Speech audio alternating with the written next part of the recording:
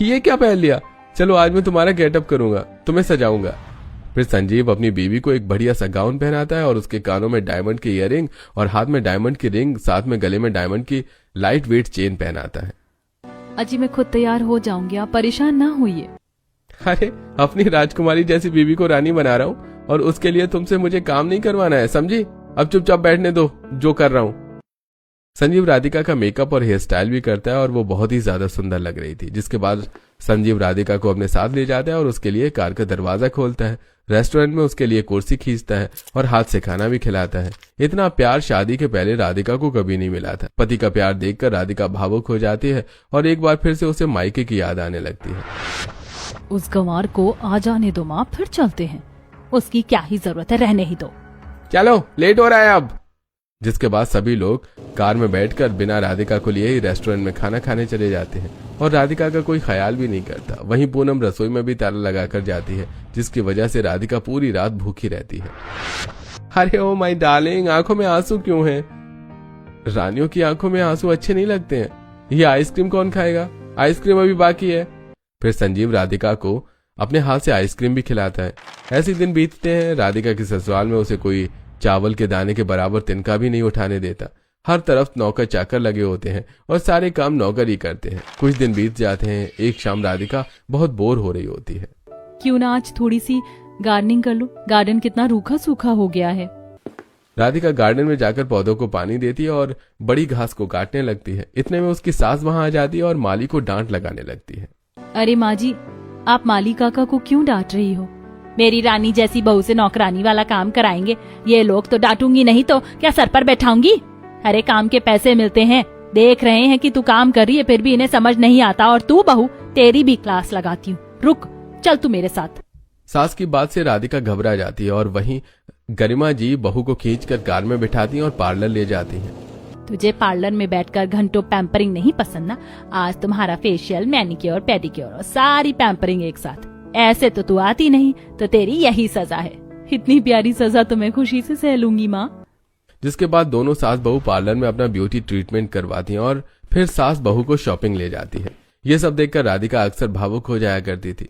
एक दिन राधिका की बहुत तेज तबीयत खराब हो जाती है। मौसम के बदलाव से उसे बुखार हो जाता है। अरे शहर के बड़े से बड़े डॉक्टर को बुलाओ, मेरी बहू को जल्दी से जल्दी ठीक करो। पापा चिंता मत करो ना, मैंने डॉक्टर रिधिमा को बुलाया है, वो शहर की सबसे बड़ी डॉक्टर है। डॉक्टर आकर राधिका का चेकअप करके उन्हें दवा देकर चली जाती हैं। वहीं सास ससुर नंद पति सब रात भर बहू के इर्द गिर्द बैठे रहते हैं और जब तक बहू की तबीयत पूरी तरह ठीक नहीं हो जाती वो राधिका ससुराल वालों का इतना प्यार देखकर भावुक हो जाती है। आप लोगों को रात भर जागने की क्या जरूरत थी? बस जरा सा बुखार सा था। अभी मारूंगी एक थप्पड़। तो मेरी बेटी है, कैसे ना जागती तेरे लिए रात भर? पता है हम लोग कितना डर गए थे तेरी तबीयत खराब होने की वजह से।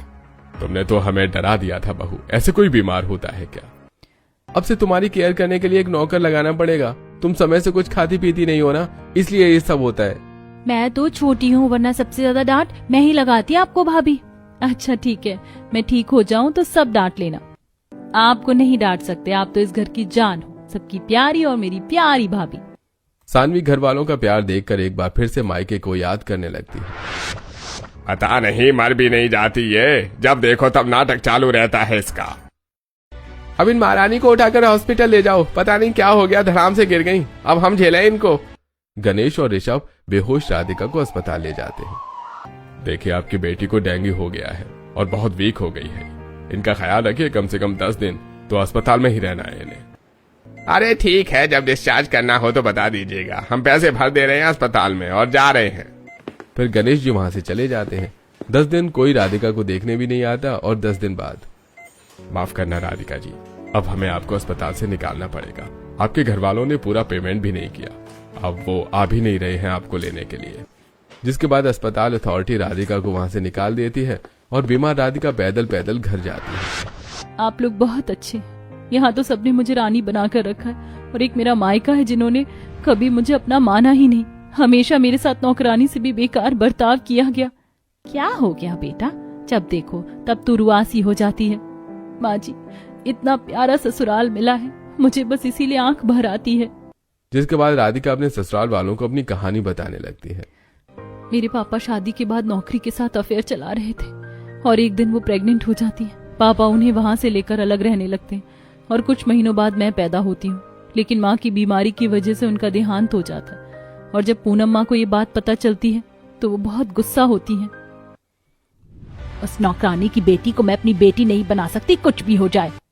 अरे ये मेरी भी तो बेटी है, अगर तुम नहीं पालोगी तो इसका जीवन बर्बाद हो जाएगा। पूनम पाल लो इसे भी, जैसे 2 बच्चे वैसे 3। कुछ भी हो जाए मैं इसकी माँ कभी नहीं बन सकती हूँ। मैं इसे उस नौकरानी से ज्यादा कुछ नहीं मानूंगी, कुछ भी हो जाए। और उस दिन के बाद से आज मेरे मायके वालों ने मुझे नौकरानी से ज्यादा कुछ नहीं समझा। बहू के जीवन के बारे में जानकर ससुराल वालों को बहुत दुख होता है और अब सभी बहू को पहले से भी ज्यादा प्यार करने लगते हैं। भाभी चलो शॉपिंग चलते हैं, आज मैं आपको जीन्स टॉप दिलाऊंगी। आज की शॉपिंग मेरी तरफ से। आप छोटी हो, मुझे तो आपको देना चाहिए। कुछ नहीं होता भाभी, चलो तो। फिर सानवी राधिका को मॉल में शॉपिंग करवा दी और उसका सारा सामान खुद उठाती है। आप क्यों उठा रही हो इसे, मैं खुद उठा लूंगी। छोटी हूँ आपसे, आप भी तो अपने बड़ों के लिए इतना कुछ करती हो, अब मुझे करने दो। फिर सानवी भाभी को शॉपिंग करवाती और सारा लगेज खुद ही उठाती है। ऐसे ही दिन बीतते हैं। फिर एक दिन अब मैं सोच रहा हूँ कि बहू भी ऑफिस आना शुरू करे, क्यों कनिमा जी, क्या ख्याल है? हाँ हाँ बिल्कुल जी, सही कह रहे हैं आप। और ऑफिस की थोड़ी जानकारी रहेगी तभी तो संजीव और बहू आगे चलकर हमारा बनाया हुआ एम्पायर संभाल पाएंगे। और बहू तू चिंता करने की जरूरत नहीं है, ऑफिस में सब है, बस तुझे ध्यान देना है। राधिका को इतनी बड़ी जिम्मेदारी मिलते देखकर राधिका को यकीन नहीं होता। जिन माँ बाप ने उसे चूल्हे से बाहर नहीं जाने दिया, उसे ससुराल में रानी से ज्यादा दर्जा मिल रहा था और उसके ससुराल वाले उसे इंडिपेंडेंट बनाने में मदद कर रहे हैं। ऐसे ही सब कुछ हंसी खुशी चल रहा था। एक दिन पूनम और गणेश जी बेटी के घर आते हैं। मैं तो कभी इसके घर ना आती, लेकिन इसके ससुराल वाले अमीर हैं, उनसे बनाकर रखना जरूरी है। हाँ, अब मुंह बंद करो, कहीं गलती से सुन लिया तो वाट लग जाएगी। पूनम और गणेश जी हॉल में होते हैं कि तभी बाकी के परिवार वाले वहाँ आते हैं। अरे वाह समधन जी, आप यहाँ कैसे? हाँ बस बेटी का ससुराल है तो तीज त्योहार तो मिलने आना ही होगा। ये लीजिए त्योहार का शगुन, बस यही देने आए थे। राधिका के माँ और पापा कुछ देर वहीं बैठे थे और ससुराल वालों से बात करते हैं। ये लड़की राधिका मायके में कैसी थी, यहाँ देखो एक गिलास पानी तक खुद नहीं ले रही। माँ पापा आए हैं, ये नहीं कि आके मिल ले। इसकी सास को ही अब सिखाना होता, तभी ये बाज आएगी। जिसके बाद पूनम जी गरिमा जी के कान भरने लगती हैं। बहन जी, आपने इस लड़की को हद से ज्यादा फ्रीडम दे रखी है, बहू को इतनी छूट नहीं देनी चाहिए। बेटी है वो मेरी, बहू नहीं। आप चिंता मत करो, उसे कैसे रखना है मुझे अच्छे से पता है। आप जाओ यहाँ से, और अगर बेटी से मिलने आई हो तो अच्छे से मिलना। अगर बेटी का घर तोड़ने आई हो तो आइंदा आना भी मत। इतना कहकर गरिमा जी हाथ जोड़ लेती हैं। बेटी की सास से इतनी बातें सुनकर पूनम हद से ज्यादा शर्मिंदा हो जाती है और वहां से चली जाती है। ऐसे कुछ दिन बीत जाते हैं। एक दिन राधिका के फोन पर माँ का फोन आता है। बेटा ऋषभ का एक्सीडेंट हो गया, जल्दी से आजा प्लीज, कभी भी कुछ भी हो सकता है। माँ आप चिंता मत करो, मैं अभी आती हूँ। राधिका जल्दबाजी में निकलने लगती है कि तभी उसे याद आता है कि सास की परमिशन के बिना वो कैसे जाए। तभी वो सास के पास जाती है। इतनी बुरी परिस्थिति में भी मेरी परमिशन लेने आई है बहू। जा तू और सुन, ये ले कुछ पैसे, काम आएंगे वहाँ।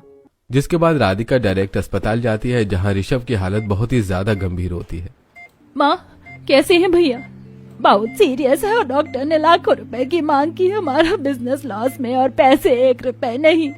तभी राधिका ससुराल में लाए हुए पैसे माँ को देती है और बाकी के इलाज के पैसे संजीव अपने घर से ले आता है, जिससे राधिका के भाई का इलाज होता है। माँ जी, पापा जी, आप लोगों को और पैसों की जरूरत पड़े तो बताना। जी जरूर।